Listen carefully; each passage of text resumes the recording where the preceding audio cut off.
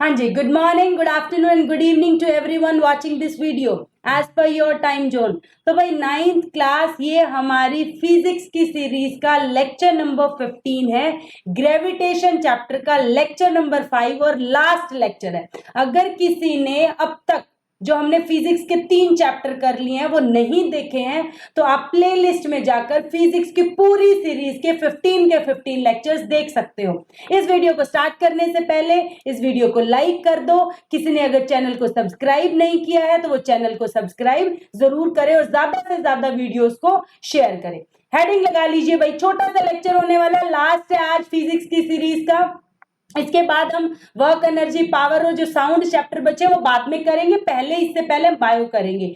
तो ये 15 तक हम लेक्चर्स करके एक बार फिजिक्स को ब्रेक देंगे और फिर बाद में दोबारा से करेंगे इसी सीरीज में। तो हेडिंग डालिए आर्किमिडीज प्रिंसिपल। अब तक हमने क्या पढ़ा इस चैप्टर में? बायोन्सी। पिछले लेक्चर में हमने बायोन्सी पढ़ी, डूबता क्यों है, तैरता क्यों है, ठीक है, डूबेगा कि तैरेगा कि, वो सब पढ़ा था। अब इस लेक्चर में हम पढ़ेंगे आर्किमिडीज प्रिंसिपल।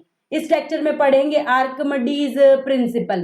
इस लेक्चर में पढ़ेंगे Archimedes principal. When a body fully or partially immersed in a fluid, it experiences an upward force. It experiences an upward force. Archimedes principal क्या कहता है कि जब कोई बॉडी या तो उसको फुली डुबाओ या फिर उसको पार्शियली डुबाओ, वो हमेशा क्या करेगा, उस पर एक अपवर्ड फोर्स लगेगी। उस पर एक अपवर्ड फोर्स लगेगी और वो अपवर्ड फोर्स किसके इक्वल होती है? वेट ऑफ फ्लूइड के इक्वल होती है। वो upward force weight of fluid के इक्वल होती है। ठीक है जी। आर्किमिडीज प्रिंसिपल की डेफिनेशन आती है जिसमें आपको लिखनी होगी कि चाहे किसी बॉडी को आधा डुबाओ चाहे उस बॉडी को पूरा डुबाओ, उस पर हमेशा जितना डुबाते जाओगे उतना ही अपवर्ड फोर्स। ये बायोन्सी वाले लेक्चर में भी मैंने कराया था, जितना डुबाओगे उतना अपवर्ड फोर्स, जितना डुबाओगे उतना अपवर्ड फोर्स, जितना डुबाओगे उतना ही अपवर्ड फोर्स लगता जाएगा।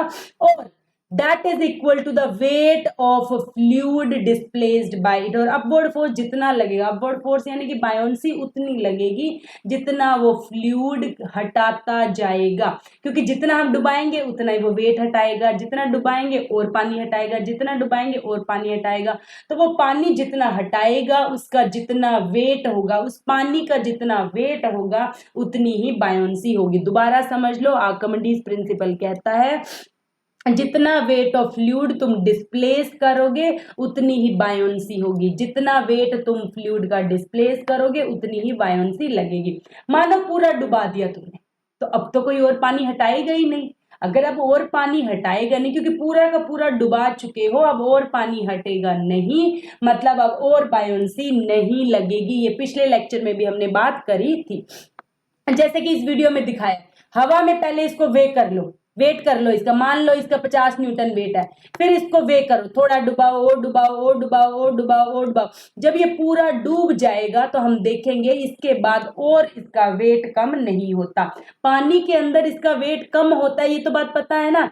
कोई भी चीज, बाल्टी है या मग्गा है, हम पानी के अंदर रखते हैं तो हल्का नजर आता है, पानी के अंदर भारी नजर आता है। ऐसा क्यों? पानी के अंदर चीजें हल्की हो जाती है क्योंकि नीचे से आपको कोई सपोर्ट कर रहा है। कौन सपोर्ट कर रहा है? बायोन्सी सपोर्ट कर रही है। पिछले लेक्चर में बार बार यही तो बोला था, buoyancy is an upward force, buoyancy is an upward force, buoyancy is an upward force. ऊपर की तरफ फोर्स लगने वाली फोर्स को बायोन्सी कहते हैं। तो हम क्या कर सकते हैं, एक स्टोन को पहले मानो यहाँ पे मेजर कर लिया, फिर यहाँ पे बैलेंस भी लगा लिया मेजर करने के लिए इसका वेट। ठीक है, तो पहले थोड़ा डुबाया, थोड़ा कम वेट हो गया, और डुबाया और डुबाया और डुबाया। जब हमने पूरा का पूरा डुबा दिया तो हो सकता है इसका वेट अब 50 ना रहकर 40 हो गया हो, क्योंकि नीचे से 10 न्यूटन किसने लगाया है, सॉरी पानी ने लगाया है।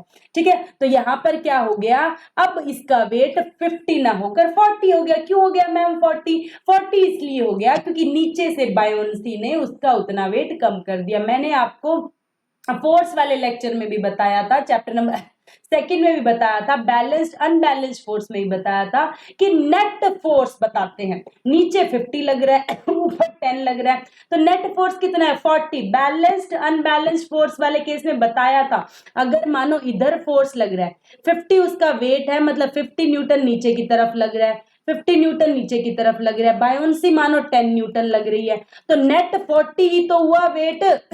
फोर्स क्या होती है, फोर्स ही तो है, वेट एक फोर्स ही तो है।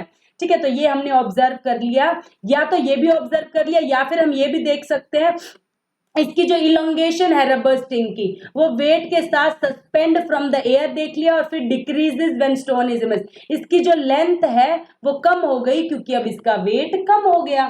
ठीक है, तो आम सी बात है भाई, एक बात सीधी बात, नो बकवास, पानी के अंदर भार कम हो जाता है, पानी के अंदर चीजें हल्की नजर आती हैं, पानी के अंदर चीजें हल्की हो जाती हैं क्योंकि वो अपने वेट के बराबर पानी हटाती है, जितना पानी हटाती है उतनी ऊपर बायोंसी लगती है, एक फोर्स ऊपर लग रही है, वेट नीचे लग रहा है, तो उनका नेट हमें स्प्रिंग बैलेंस में नजर आता है। इसलिए अगर कोई चीज बाहर, मानो मैं हूं, बाहर मेरा वेट 50 न्यूटन है, तो पानी के अंदर मेरा 50 से तो कम ही होगा।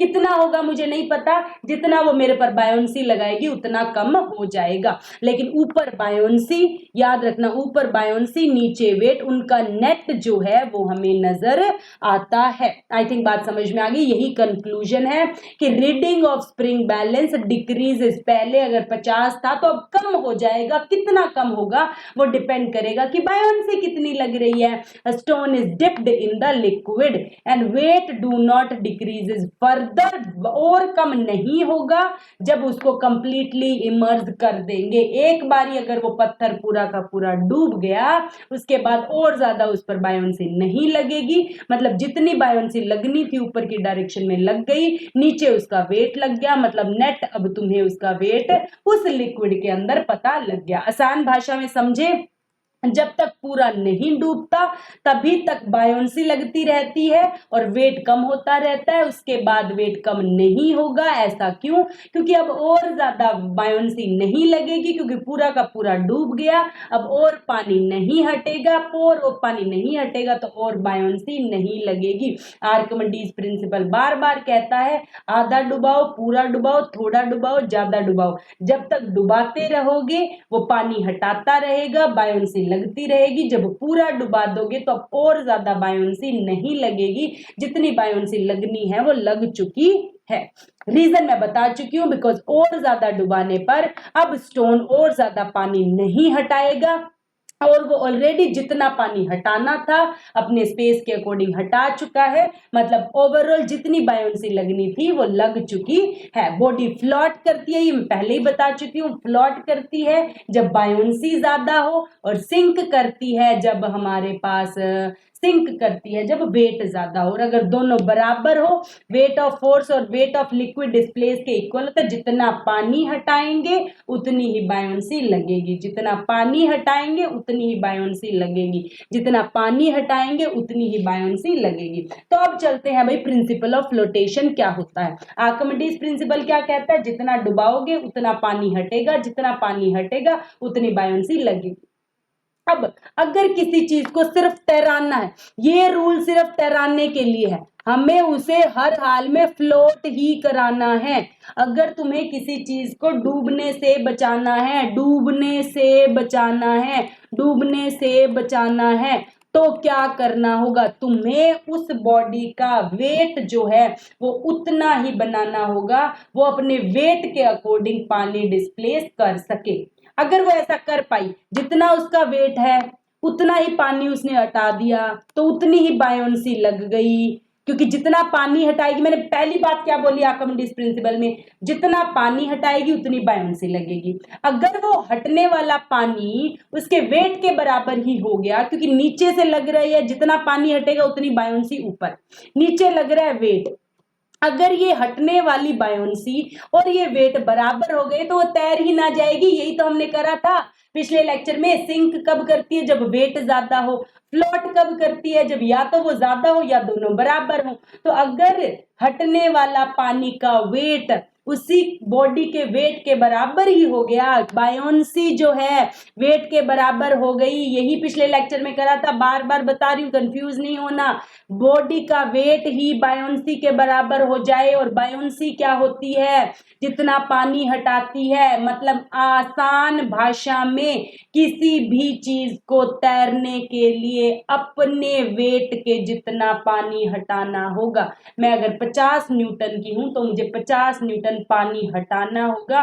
नहीं हटा पाई तो मतलब बायोंसी कम होगी और मेरा वेट ज्यादा होगा और मैं डूब जाऊंगी। अगर मैंने उतना पानी हटा दिया तो मतलब ऊपर वाली बायोंसी और मेरा वेट बराबर हो गया और मैं तैर जाऊंगी। आपसे पूछे तैरने का रूल क्या है? किसी भी चीज को तैरने के लिए उसे अपने वेट के जितना पानी हटाना होगा। सीधी बात, नो बकवास। उसके बाद आर्किमिडीज प्रिंसिपल के कुछ यूजेस हैं। छोटा सा लेक्चर अभी आज का यूजेस। एक तो इसको शिप्स और सबमरीन्स बनाने। सबमरीन्स पता क्या होती है? आगे पढ़ेंगे। पनडुब्बी होती है, ठीक है। शिप तुम्हें पता ही है कैसी होती है। लैक्टोमीटर्स में यूज करते हैं इसी को। प्योरिटी, पानी प्योर है कि नहीं, पानी में कितना, तुमने दूध में कितना पानी मिला रखा है, इसको चेक करने के लिए लैक्टोमीटर्स का यूज करते हैं। एक हाइड्रोमीटर्स में भी इसी का यूज होता है। तो आपसे पूछा जा सकता है हाइड्रोमीटर्स लैक्टोमीटर्स में क्या यूज होता है, तो आप कहोगे आर्किमिडीज प्रिंसिपल यूज होता है। एमसीक्यू का सवाल बनता है। या आपसे पूछ ले आर्किमिडीज प्रिंसिपल कहाँ कहाँ यूज होता है, तो आप कहोगे लैक्टोमीटर्स में यूज होता है, हाइड्रोमीटर में यूज होता है, शिप बनाने में यूज होता है, सबमरीन्स बनाने में यूज होता है। उसके बाद दो वेरी इंपॉर्टेंट क्वेश्चन तुम्हारी एनसीईआरटी के क्वेश्चन है भाई। एनसीईआरटी के इंटेक्स क्वेश्चन है। पहले में पूछा है you find that mass to be 42 kg on weighing machine. किसी का, तुमने अपना मास, जैसे मैं हूं, मास, वेट नहीं, मास, याद रखना, मास, मैंने अपना मास मेजर करा तो वो 42 kg आया। बताओ एक्चुअल में वो 42 है या ज्यादा है? सोचने वाली बात है। मैं जो हूं, मेरे आसपास हवा है और हवा एक फ्लूइड है, यानी कि मैं ऐसे कह सकती हूं मैं हवा में डूबी हुई हूं। मैं हवा में डूबी हुई हूं, ऐसा ही तो है, हवा के अंदर ही तो है अपन। मैं हवा में डूबी हुई हूं, मतलब हवा ने मेरे पर बायोंसी लगाई होगी। तो बायोंसी की वजह से मेरा वेट स्प्रिंग बेल में 42, स्प्रिंग मशीन में 42 दिखाया, जबकि वास्तव में तो 42 से ज्यादा होगा। ये अभी अभी तो करा। स्टोन है, स्टोन हमने बोला पहले 50 का था, लेकिन जब उसे पानी में डुबाया तो 10 ऊपर बायोंसी लग गई तो वो 40 का हो गया। मैं कह रही हूं मेरा वेट बायोंसी लगने के बाद 42 है, तो बायोंसी लगने से पहले तो कुछ ज्यादा ही होगा, क्योंकि बायोंसी ऊपर लगती है, वेट नीचे लगता है। नेट 42 आया है, यानी कि पहले ज्यादा ही होगा। अगर आसपास हवा हटा दें तो हमारा वेट ज्यादा ही होगा, ऑलवेज मोर देन 42। क्यों? क्योंकि हमारे आसपास क्या है? एयर है, और हम उस हवा को हटा रहे हैं, जिसकी वजह से बायोंसी लग रही है, और वो ऊपर लगने वाली बायोंसी मेरे से नीचे लगने वाले फोर्स को कम कर रही है। बायोंसी जो है उल्टी डायरेक्शन में लगती है, नेट को कम करती है, नेट को कम करती है। 50 से 40 करा, मतलब मेरा वेट कुछ ज्यादा होगा। उसने 42 करके दिखाया, कितना था मुझे नहीं पता, बट कंफर्म है, सॉरी, कंफर्म है कि 42 से तो ज्यादा ही होगा। आपसे यही पूछा है ज्यादा होगा कि कम, इंपॉर्टेंट सवाल है, तो आप लिखोगे ज्यादा होगा, क्योंकि बायोंसी ऊपर लगने की वजह से 42 से तो ज्यादा ही होगा। सब कुछ लिख के दिया हुआ है। अब आगे पूछा है सॉरी, एक कॉटन है आपके पास, एक आयरन है, दोनों का मास तो बराबर है 100 kg। तो बताओ एक्चुअल में कौन ज्यादा भारी होगा? तो यहाँ पर ये सारे क्वेश्चन जो है, पिछला क्वेश्चन जो था और ये क्वेश्चन था, ये सारे बायोंसी के क्वेश्चंस है।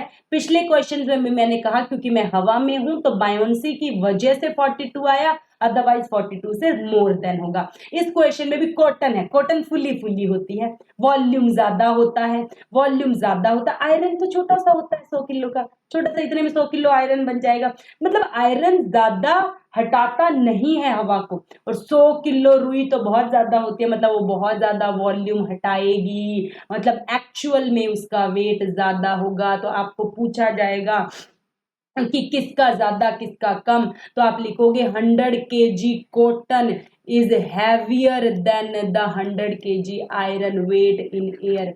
हवा में तोली गई बात, क्वेश्चन समझ लो भाई। वैसे तो दोनों 100 kg के ही हैं, आपको 100 दे तो रखा है, फिर क्या ज्यादा कम, ये क्या क्वेश्चन बना? अरे भाई हवा में वो 100 किलो दिखा रही हैं, क्वेश्चन ही नहीं समझ रहे हो तुम अपनी मर्जी से कुछ भी।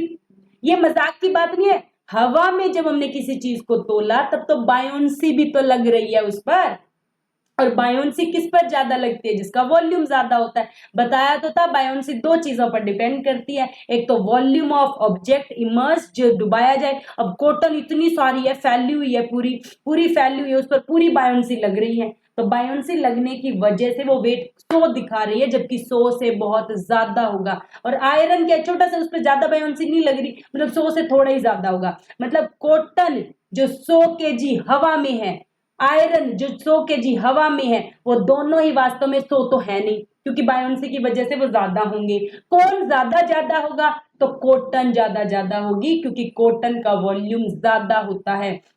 ये दोनों क्वेश्चन बच्चों को समझ नहीं आते हैं कि मैडम क्या बोल रही है। मैं दोबारा बता दूं, हवा हमें बायोन्सी लगाती है। हवा एक फ्लूइड है और बायोन्सी लगने की वजह से वेट कम हो जाता है।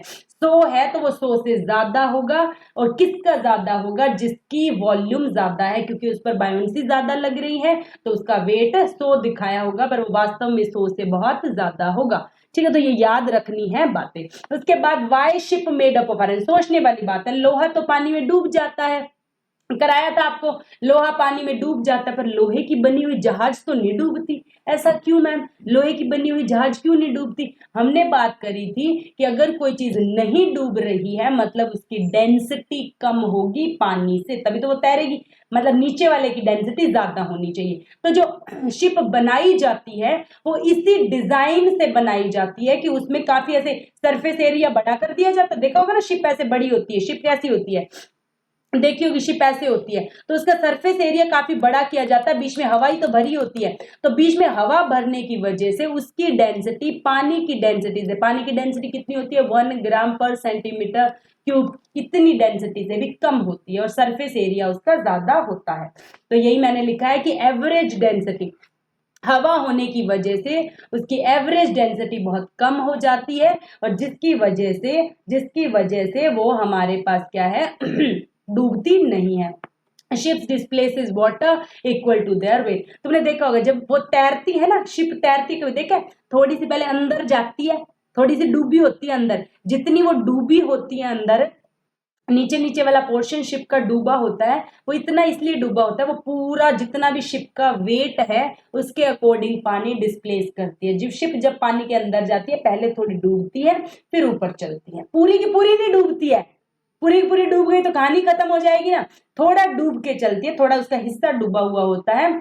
उतना हिस्सा इसलिए डूबा होता है कि उतना हिस्सा अपने वेट के अकॉर्डिंग, मैंने बताया था ना, किसी भी चीज को तैरने के लिए उसे अपने वेट के जितना डिस्प्लेस करना होता है। तो एवरेज डेंसिटी कम होने की वजह से वो तैरते हैं। सॉरी, थोड़ा सा भाई कोल्ड है, मैनेज कर लेना। केस ऑफ सबमरीन सॉरी, ठीक है, केस ऑफ सबमरीन, पनडुब्बी का क्या केस होता है भाई? तुमने देखा होगा पनडुब्बी जो होती हैं सॉरी वो हमारे पास क्या है, डूब कर, इतनी तबियत खराब है भाई हमारी, कोल्ड है, कफ है, तो भी तुम्हारी वीडियोस रेगुलर आ रही हैं, तो प्लीज वीडियोस को लाइक शेयर और कमेंट करना ना भूलें। बोला भी नहीं जा रहा फिर भी बना रहे हैं। सबमरीन्स है, अगर उनको समुद्र में डूबना होता है तो वो उनमें एक पानी का टैंक बना होता है, उस टैंक का नाम होता है बायोन्ट टैंक।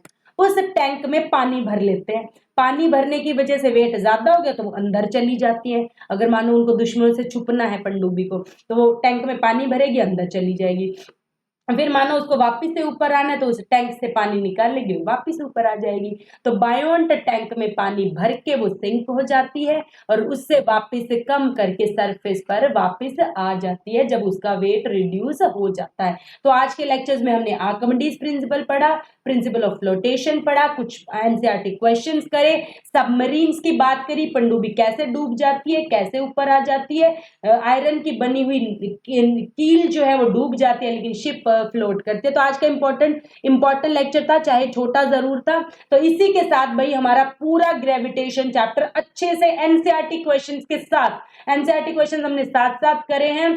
ये चैप्टर अच्छे से बिल्कुल खत्म हो गया है। इसके साथ हमारी फिजिक्स की 15 लेक्चर्स की सीरीज यहाँ पे एक बार खत्म करते हैं। उसके बाद आगे वाले 2 चैप्टर्स हम बाद में करेंगे, अभी पहले बायो की सीरीज शुरू करेंगे। तो इसी के साथ keep learning, keep growing, keep enjoying, keep commenting, keep subscribing. Thank you so much.